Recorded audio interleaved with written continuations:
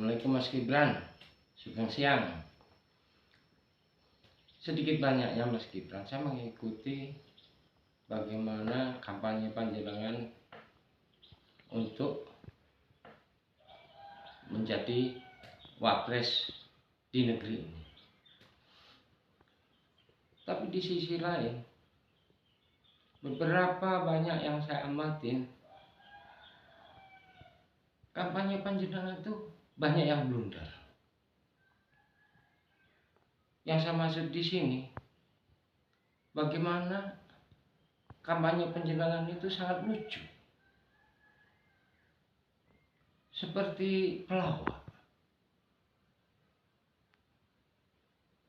Apa ya artinya? Sama sekali apa yang narasi jenengan sampaikan ke publik itu seperti tanpa konsep, tanpa berpikir. Nah ini kalau contoh istilah pewayangan Mas Gibran, untuk menjadi kesatria, menjadi seorang pemimpin, itu kalau Gatot Kaca itu harus masuk, direbus di kawah candra di muka. Yang artinya apa? Seorang pemimpin itu harus betul-betul tangguh di dalam segala hal, baik pola pikirnya, konsep-konsepnya. Dia harus tangguh di segalanya. Dia harus lebih baik dari pembantu-pembantunya. Dia harus lebih baik dari senopati-senopatinya. Artinya dia betul-betul seorang yang betul-betul luar biasa. Baru untuk menjadi seorang pemimpin itu disebut layak. Apalagi Mas Gibran, niki panjenengan berpikirlah, negara ini dengan 280 penduduk, juta penduduk, dengan ribuan pulau, dengan wilayah yang begitu luas. Nah, bagaimana panjenengan dengan konsep-konsep panjenengan yang panjenengan sampaikan ke publik saat ini?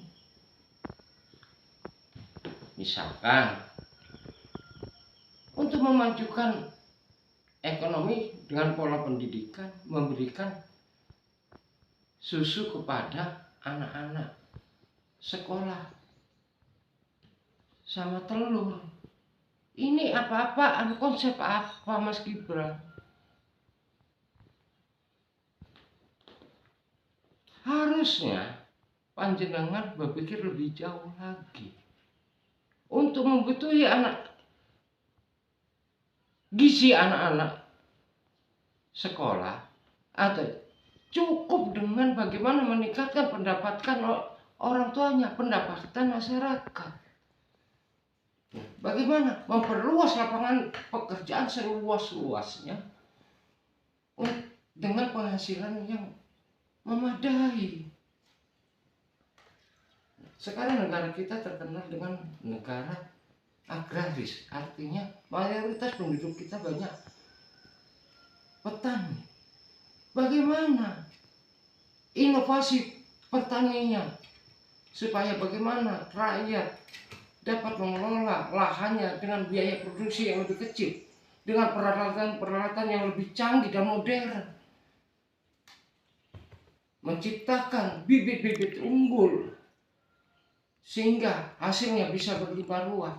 Nah, bagaimana kontribusi pupuk bisa baik ke masyarakat dengan pupuk yang berkualitas sehingga hasil pertanian meningkat. Bukan itu. Apa arti sebuah telur dengan susu?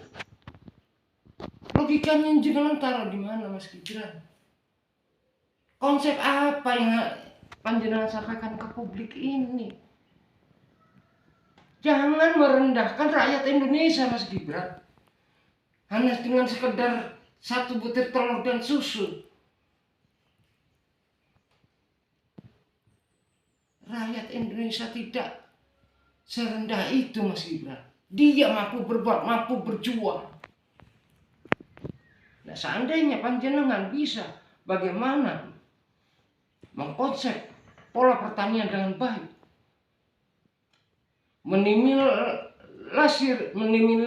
menimilasi koruptor serendah mungkin, beda hasilnya.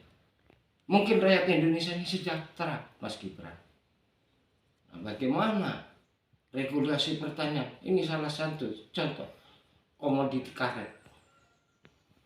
Bertahun-tahun karet itu tidak harganya, tidak sesuai dengan kondisi pekerjaan yang dikerjakan. Bayangkan aja, karet itu hanya pernah mencapai Rp4.000 per kilogram.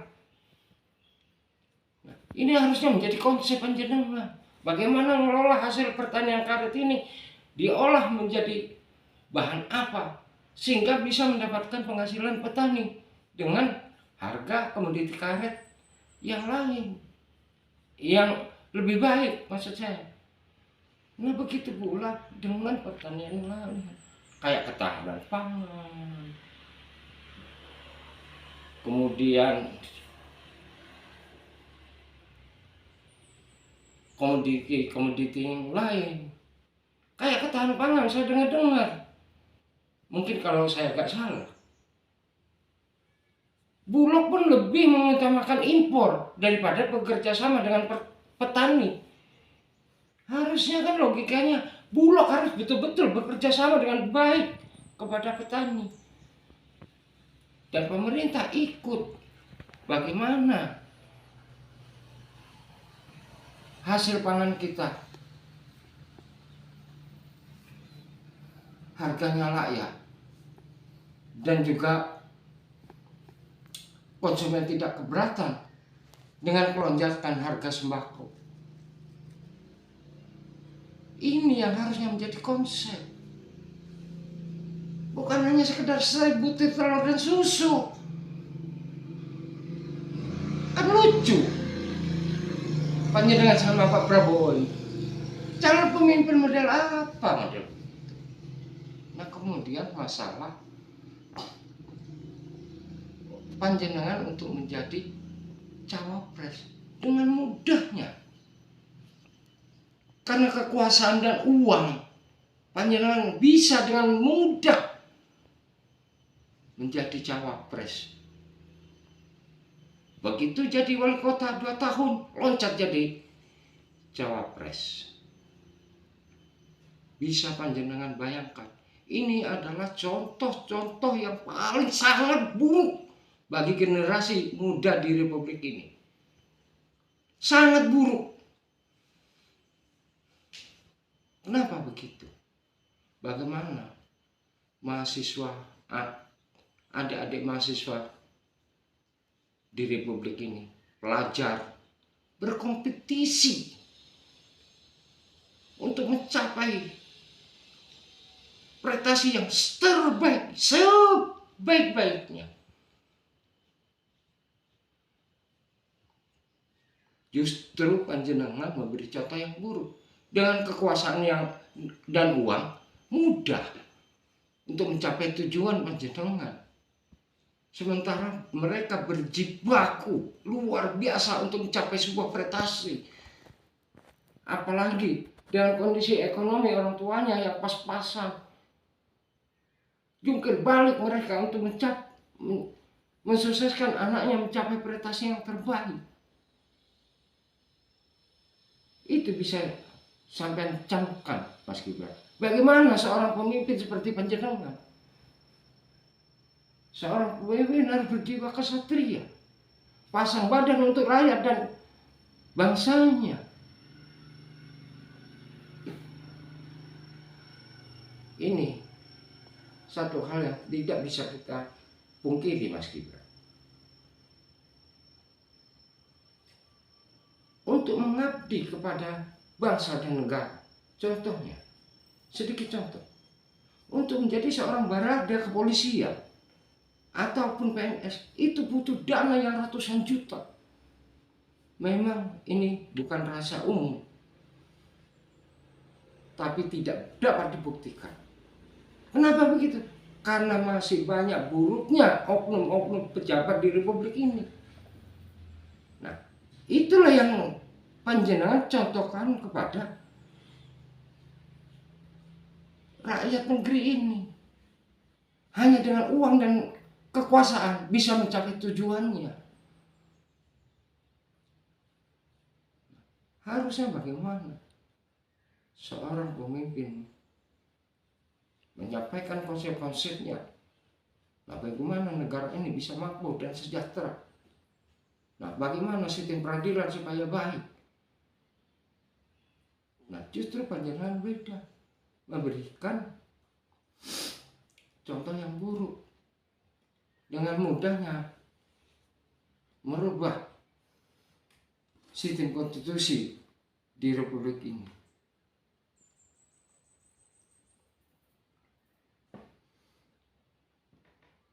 Ya mungkin saya salah dalam kacamata pandangan saya. Artinya apa? Dengan mudah ketentuan-ketentuan di MK merubah supaya panjenengan meloloskan panjenengan untuk menjadi wapres. Nah, bagaimana dengan teman adik-adik mahasiswa yang lain, pelajar-pelajar yang lain yang jumlahnya jutaan, yang ekonomi orang tuanya pas-pasan? Apa mampu mereka untuk meraih itu semua? Kalau meraih sesuatu cukup dengan kekuasaan dan uang. Ini saya katakan, saya garis bawahi. Ya tidak semua, cuman kebanyakan begitu. Yang saya maksud dengan contoh yang panjenengan perbuat tadi. Harusnya kan bagaimana kita memperbaiki itu semua. Dari hukum, bagaimana cara meningkatkan ekonomi, itu tadi. Kalau pertanian, perbaiki regulasi pertanian dengan baik. Jangan menciptakan peralatan yang canggih supaya produksi pertanian bisa menurun. Jangan menciptakan pupuk yang baik, kontribusi yang baik, pupuk ke petani dengan harga terjangkau sehingga petani layak penghasilannya. Harusnya kan itu. Nah, bagaimana dengan konsep yang panjenengan tawarkan? Jadi panjenengan ini kadang-kadang saya pikir aneh. Calon seorang wakil presiden tidak menguasai keadaan, tidak mengerti bagaimana kultur bangsanya. Bagaimana saya katakan tidak mengerti kultur bangsanya? Oh, rakyat saya itu begini loh. Ini gimana merubah mindset masyarakat supaya lebih maju?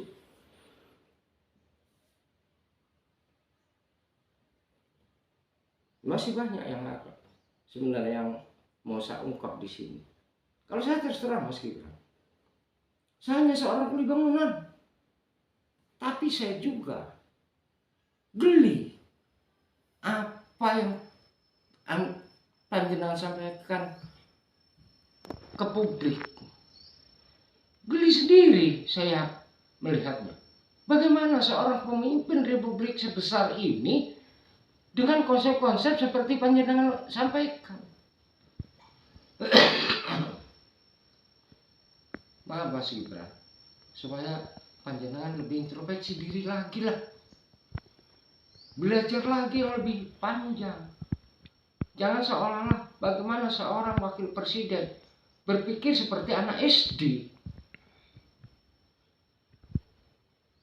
Itu yang jelas. Anda harus banyak belajar.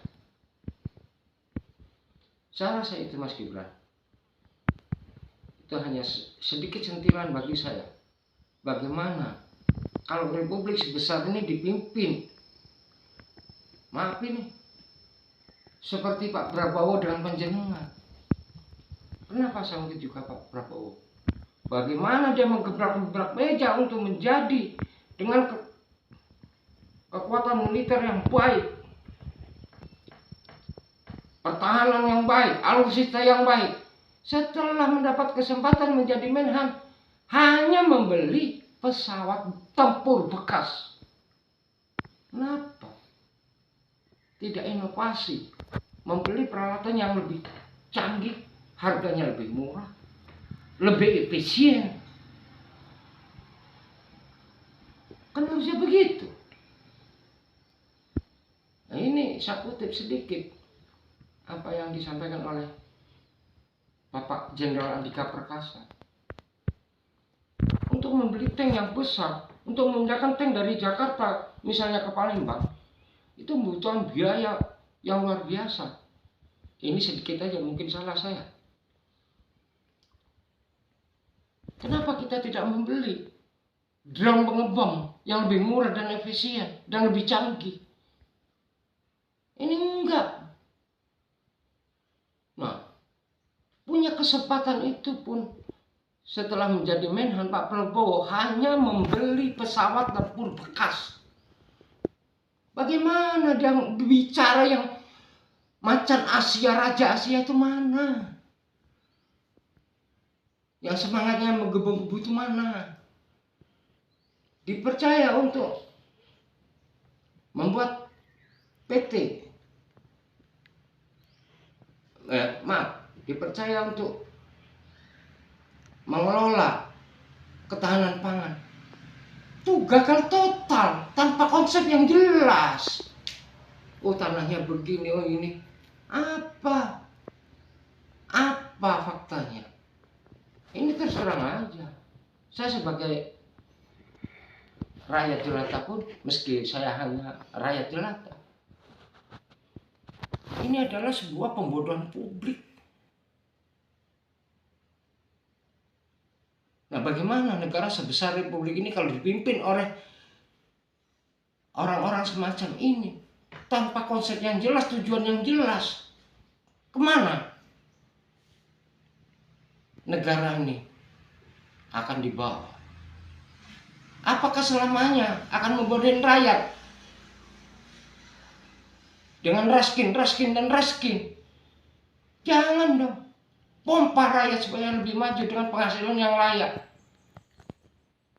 Bukan pompa rakyat dengan raskin, tapi pompa rakyat dengan inovasi-inovasi yang baik, penghasilan yang baik. Itu yang bagus. Saya rasa itu Mas Gibran. Tolong camkan lagi dan introspeksi yang sedalam-dalamnya. Ini maaf kalau saya salah. Terima kasih.